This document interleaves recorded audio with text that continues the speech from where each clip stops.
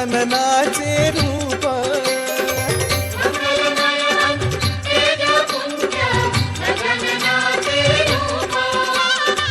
करुणा सागर चैतन्याचे हे ओंकार स्वरूप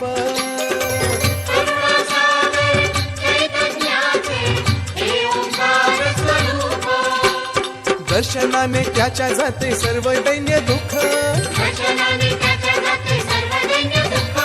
चिंतामुक्त होऊन या मिळे घर सुख त्याच्या दर्शनाने माझा जीव वेडा झाला आला आला आला माझा गणराज आला